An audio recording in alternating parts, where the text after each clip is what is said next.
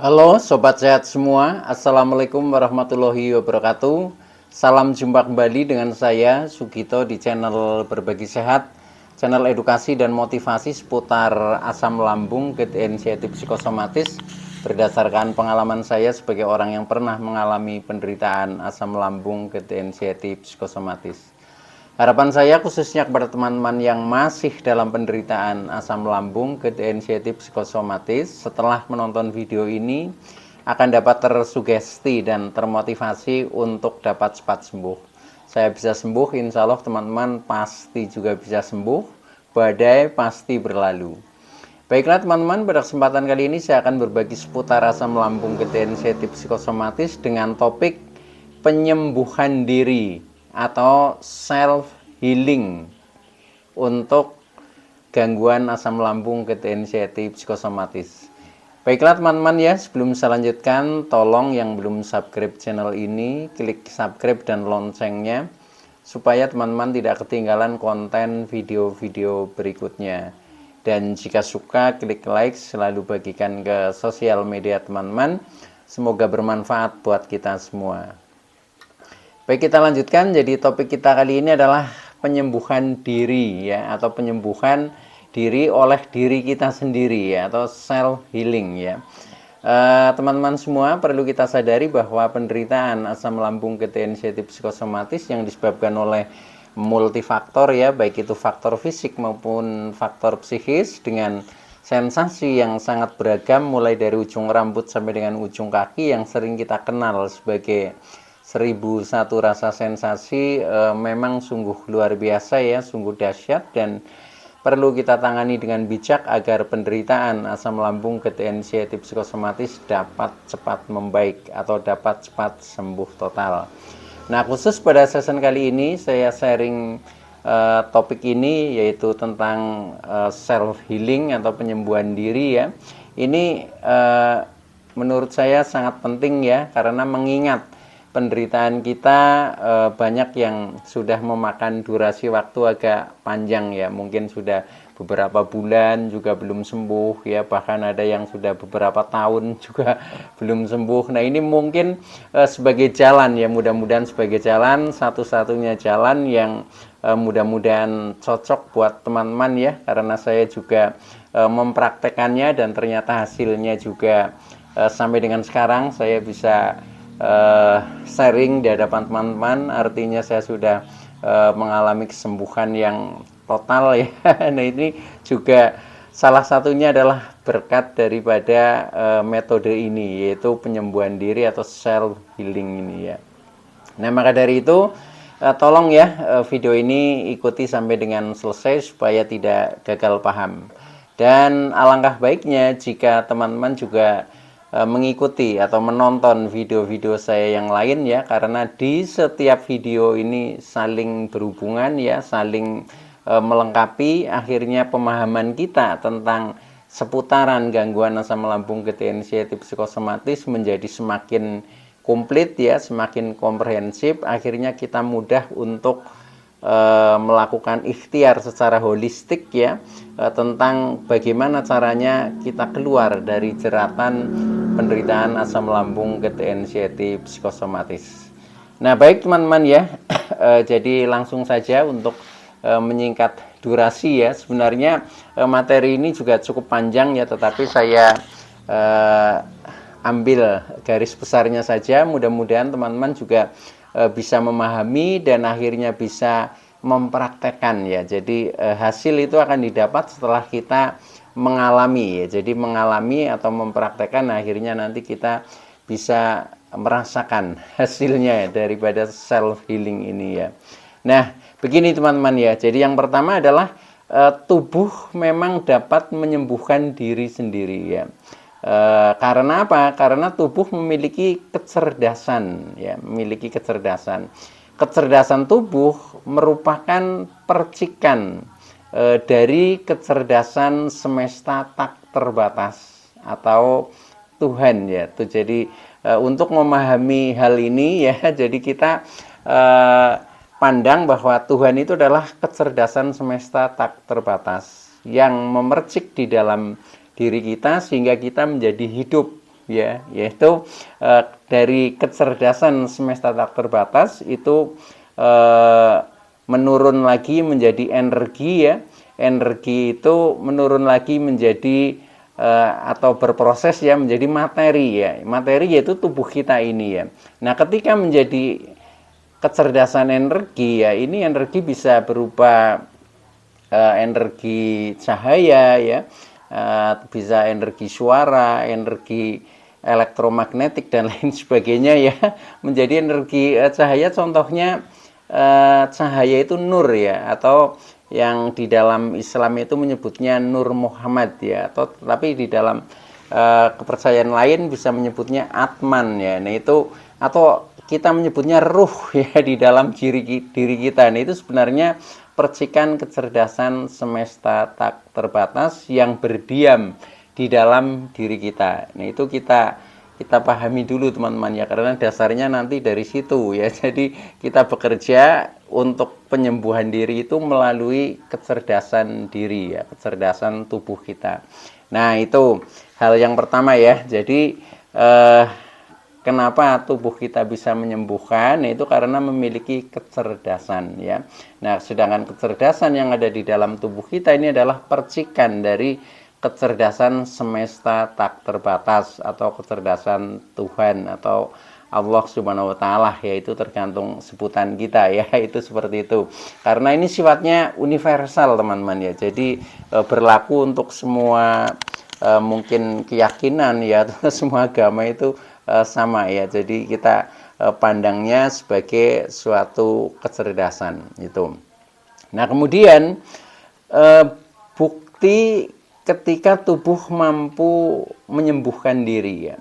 Nah, ini buktinya contoh-contoh yang sederhana ya. Contohnya pada saat kita terluka ya. Cuma luka itu nanti ada dua ya, ada luka fisik dan ada luka batin atau luka psikis ya. Nah, itu sama ya. Jadi sama-sama memiliki luka ya. Nah, ketika kita tubuh kita terluka, maka kita akan sakit ya. Contohnya misalkan ketika tubuh kita tergores ya oleh benda-benda tajam ya. Nah, akhirnya menjadi luka ya. Nah, luka itu akan bisa menyembuhkan sendiri ya. Jadi tugas kita hanya menjaga luka supaya tetap bersih ya, supaya suci, supaya bersih, kita bersihkan ya. Mungkin ketika tubuh kita saat tergores, mungkin kita bersihkan dengan betadin atau apa ya, supaya menjadi steril ya, tidak terinfeksi oleh kuman-kuman ya. Nah, itu akhirnya sel-sel tubuh kita itu akan bekerja. Nah, akhirnya nanti luka itu dengan sendirinya akan mengering dan kemudian akan rapat kembali. Nah, karena itu kerja daripada sel-sel tubuh kita yang memiliki kecerdasan ya, yang itu yang akan bekerja secara otomatis ya, otomatis. Nah, itu akhirnya kita menjadi sembuh seperti itu ya. Nah, sedangkan obat itu sifatnya membantu sebenarnya ya, membantu agar menjadi lebih cepat ya. Tetapi ketika kita yakin dengan kecerdasan tubuh kita itu mampu istilahnya menyembuhkan diri, nah itu pun nanti akan sembuh juga, itu seperti itu. Nah, itu contoh ketika tubuh kita istilahnya terluka ya, terluka yang secara fisik ya. Tetapi kadang untuk penderita gangguan asam lambung, GERD, anxiety psikosomatis ini lebih banyak ya, bahkan persentasenya ini 88% ini dari luka psikis ya. Jadi atau luka batin ya. Nah, itu. Nah, ini juga prosesnya sebenarnya sama ya. Tetapi karena yang namanya hal yang bersifat batin atau bersifat pikiran, emosi, perasaan, kejiwaan, ini kan abstrak ya. Nah, maka dari itu kita ya memang harus kita pahami, kemudian nanti juga ada istilahnya prosesnya ya, proses penyembuhannya. Nah, ketika kita mengalami luka batin ya, atau luka pada psikis kita, itu biasanya ditandai dengan contohnya kita secara emosi sering marah-marah ya. Nah, itu sudah menjadi luka ya, ketika kita kebiasaan kita masih marah-marah. Atau mungkin dari segi perasaan kita merasa sedih berkepanjangan ya, selalu merasa sedih ya, merasa menderita, itu sama saja batin kita terluka sebenarnya ya. Atau kita merasa tertekan ya, tertekan. Nah, itu juga luka batin kita ya. Atau kita merasa tidak aman ya, tidak aman, tidak merdeka ya, tidak nyaman. Kemudian mungkin kita punya rasa dendam. Nah, ini sama saja batin kita terluka ya, atau tersakiti. Nah, ketika seperti itu, maka luka-luka itu ya harus dibersihkan dulu ya, dibersihkan. Makanya saya sering menyampaikan kepada teman-teman ya, intinya ketika kita mengalami penderitaan ini, terutama penderitaan asam lambung, gejala inisiatif psikosomatis, adalah temukan sebabnya dulu ya, temukan sebabnya. Nah, sebabnya apakah yang bersifat fisik ya, contohnya dari kurang baiknya pola makan, kurang baiknya pola hidup, itu biasanya akan lebih mudah ditemukan ya. Tetapi ketika yang membuat luka kita itu adalah luka batin ya, yang bersifat psikis, ini kadang agak sedikit susah ya. Tetapi sebenarnya kita pasti bisa ya, dengan cara yaitu kita mengingat-ingat masa lalu. Walaupun kadang ada yang sudah kita temukan, tetapi kita tidak kuasa menyampaikan ya. Nah, itu. Nah, biasanya seperti itu. Tetapi di dalam batin kita sebenarnya kita mengakui, oh sebenarnya saya masalahnya ini yang menjadi ganjalan di dalam perasaan saya, ganjalan di dalam pikiran saya, yang membuat saya tidak nyaman, membuat saya tidak tenang.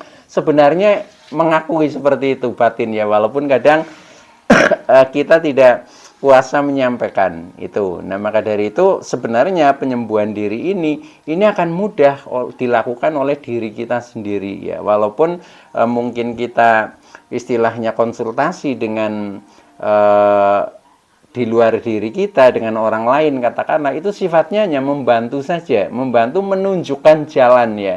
Tetapi yang akan menjalani itu nanti adalah diri kita sendiri, itu seperti itu ya. Nah, maka dari itu dengan petunjuk-petunjuk itu mungkin nanti kita menjadi lebih mudah untuk menjalaninya, karena ada petunjuknya lah, petunjuk jalannya itu seperti itu, yaitu melalui informasi-informasi dari orang lain ya. Tetapi sekali lagi yang menentukan adalah diri kita sendiri.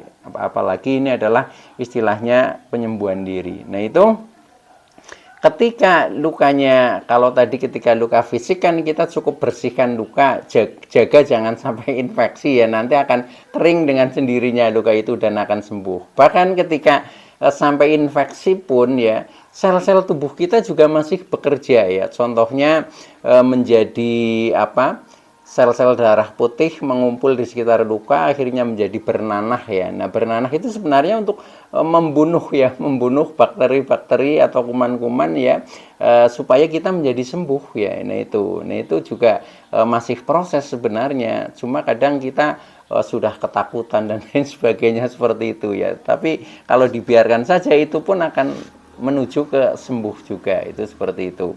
Nah, demikian juga ketika lukanya itu bukan luka fisik ya, tetapi luka batin ya. Contohnya tadi ketika kita mengalami tekanan-tekanan batin, contohnya kita masih suka sering marah, kita merasa tersakiti, kita merasa tertekan, kita merasa tidak merdeka, kita merasa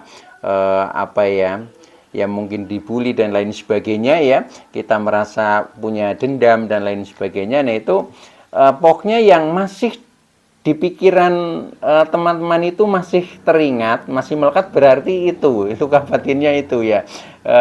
Kadang kan yang menemukan yang itu diri kita sendiri ya, itu seperti itu.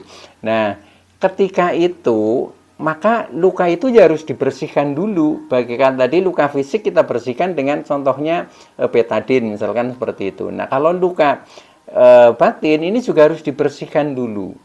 Dibersihkan contohnya ketika kita masih sering marah-marah ya, maka kita harus latihan sabar untuk membersihkannya ya.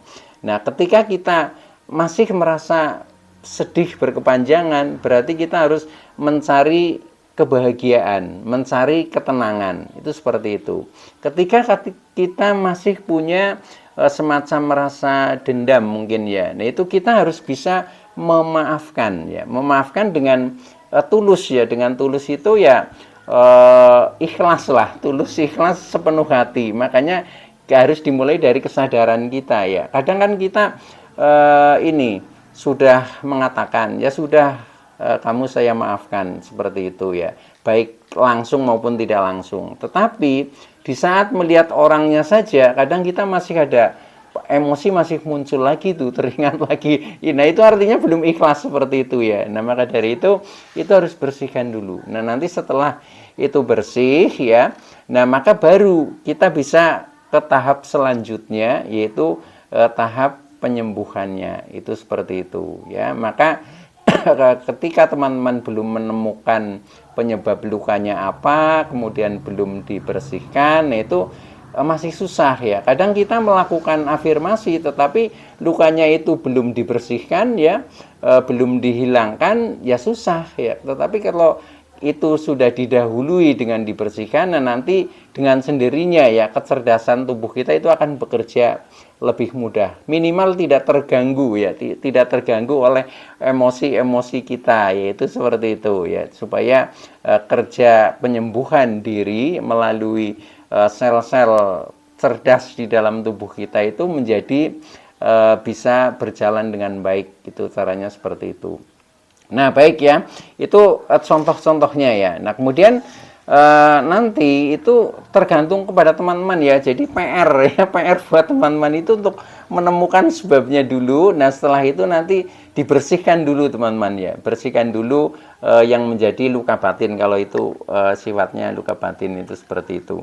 Nah kemudian cara tubuh menyembuhkan ya, cara tubuh menyembuhkan diri itu adalah melalui kecerdasan bawah sadar kita ya, melalui kecerdasan bawah sadar yang berdiam di sel-sel seluruh tubuh kita ya, sel-sel tubuh kita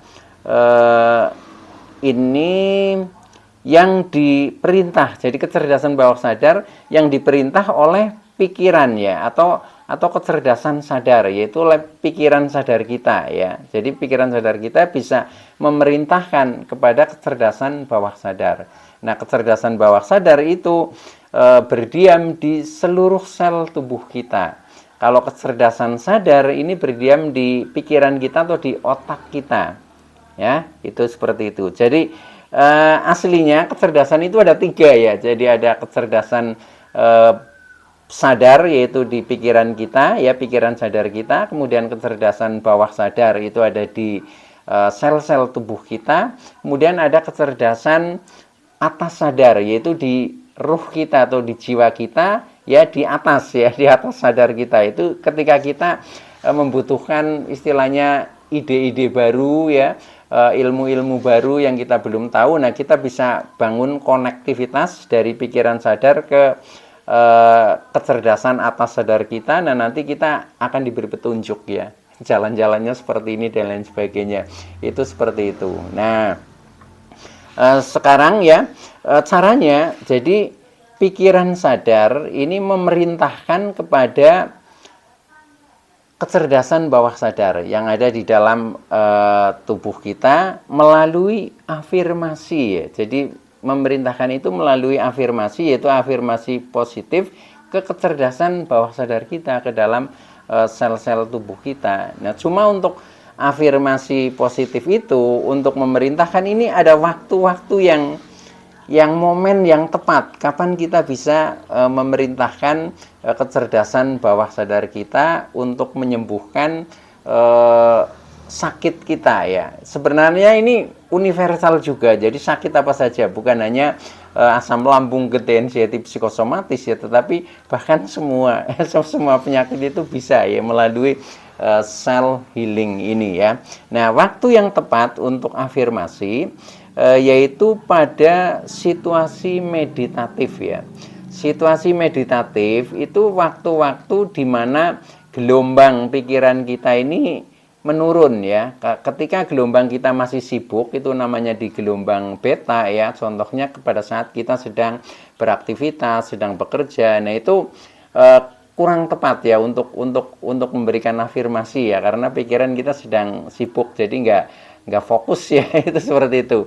Nah, maka kita harus mencari waktu-waktu meditatif, yaitu waktu-waktu di mana gelombang pikiran ini menurun ya. Di bawahnya beta ini ada gelombang alfa dan theta. Ini sudah mulai gelombangnya agak santai lah ya, agak santai di situ, agak rileks ya, agak rileks. Nah, itu pada saat meditatif ya. Contohnya kita pada saat misalkan kalau orang muslim itu pada saat jam-jam sholat ya, setelah sholat itu sebenarnya gelombang pikiran kita ini agak menurun. Itu ada di alfa dan theta ya. Itu cocok ya untuk misalkan setelah kita sholat kemudian kita lakukan afirmasi, itu bisa ya itu. Atau di gelombang pada saat kita mau tidur ya. Jadi karena pada saat kita tidur itu di gelombang paling bawah, yaitu gelombang delta ya. Nah, ini sebelum tidur ini di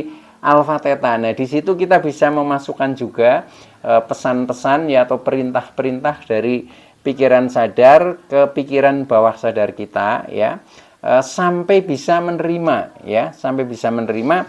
Nah, caranya bagaimana supaya bisa menerima, yaitu harus melalui repetisi ya. Kita ulang-ulang ya, kita ulang-ulang misalkan setengah jam sebelum tidur ya. Nah, kita sudah berbaring, nah kemudian kita lakukan afirmasi itu. Nah, kemudian sampai tertidur. Sampai tertidur, sehingga nanti pesan-pesan itu terbawa tidur ya, terbawa tidur, tetapi sudah diterima oleh kecerdasan bawah sadar kita. Nah, kemudian nanti setelah bangun tidur juga masih lakukan itu ya, sehingga nanti yang akan terjadi ya itu tidak cukup sekali tapi teman-teman ya. Jadi coba lakukan sampai 21 hari. Itu insya Allah nanti akan ada perubahan. Nah, cara memerintahkan ini mudah dengan bahasa yang kita pahami ya, dengan bahasa yang kita pahami. Jangan menggunakan bahasa yang kita nggak ngerti ya, itu seperti itu ya kan. Banyak bahasa-bahasa yang kita nggak ngerti. Kadang kita berdoa saja kalau misalkan menggunakan bahasa Arab atau apa, kadang kita juga nggak mesti paham artinya. Nah, itu usahakan bahasa yang kita paham saja, dan itu simple saja. Yang penting selain kita katakan, kita berusaha merasakan ya. Jadi yang akan bekerja itu nanti juga dari segi rasa ya, dari segi rasa itu. Karena apa? Karena kata-kata ini bisa mencipta ketika ini sinkron atau selaras antara pikiran, perkataan dan perasaan. Itu seperti itu ya. Nah, maka dari itu katakan saja, contohnya ketika kita masih mengalami sensasi-sensasi yang sering kita rasakan. Contohnya kita masih suka keliengan, ya katakan saja ya ketika sudah berbaring di tempat tidur ya, kita sudah rileks, kemudian katakan mulai hari ini dan seterusnya saya tidak keliengan lagi. Sambil keliengan itu kan biasanya di kepala ya, sambil kita ini sentuh kepala kita ya. Jadi ini juga energi ya, dengan sentuhan itu energi. Jadi di bagian mana yang kadang ada sensasi, nah itu kalau bisa disentuhkan, ini akan lebih mudah menerima ya, sel-sel tubuh kita itu seperti itu. Nah, itu katakan berulang-ulang. Ketika kita mungkin ada sensasi yang lain ya, mungkin yang mata buram dan sebagainya, yaitu sampaikan saja mulai hari ini dan seterusnya mata buram saya sembuh ya, menjadi jernih penglihatannya. Contohnya seperti itu. Termasuk yang lain, misalkan kita leher masih kaku-kaku ya, tensi kadang masih tinggi, ya katakan saja mulai saat ini dan seterusnya tensi saya normal. Bayangkan di angka 120/80 seperti itu ya. Nah, nanti dengan sendirinya itu akan turun teman-teman ya. Jadi itu kita ulang-ulang saja ya. Mulai saat ini dan seterusnya tensi saya normal. di posisi, ya ini dibayangkan di posisi 120/80, contohnya seperti itu ya. Posisi tensi normal itu di angka berapa, nah itu contohnya seperti itu ya. Itu nanti akan membaik ya. Termasuk sensasi yang lain mungkin buat teman-teman yang di nafasnya masih pendek, kemudian ulu hati masih mengganjal, ya perut masih suka kembung, begah, bahkan BAB itu tidak lancar, kadang BAB mengeras, kemudian sembelit dan lain sebagainya ya. Termasuk ketika kita jalan saja kadang masih sempoyongan, itu katakan saja teman-teman ya, katakan saja, itu namanya afirmasi positif ya. Ketika kita mungkin masih BAB-nya tidak lancar ya, nah itu ya disampaikan saja, dikatakan. Jadi mulai hari ini dan seterusnya perut saya normal ya, BAB saya lancar, seperti itu saja ya. Nanti akan ada perubahan ketika itu dilakukan berulang-ulang dan diyakini serta dirasakan. Itu kuncinya seperti itu ya. Jadi usahakan afirmasi positif ini sampai dengan kurang lebih itu 21 hari teman-teman ya. Itu insya Allah nanti akan ada perubahan-perubahan yang bisa kita rasakan ya. Tetapi kadang baru 2 minggu saja itu sudah ada perubahan ya yang cukup berarti, maksud saya seperti itu. Nah baik teman-teman ya, itu dulu yang bisa saya sampaikan. Mudah-mudahan teman-teman yang masih dalam penderitaan asam lambung, gejala sensitif psikosomatis akan cepat membaik atau cepat sembuh total ya. Saya bisa sembuh, insya Allah teman-teman pasti juga bisa sembuh, badai pasti berlalu. Oke, terima kasih atas like, subscribe, serta komennya. Sekian ya. Wassalamualaikum warahmatullahi wabarakatuh.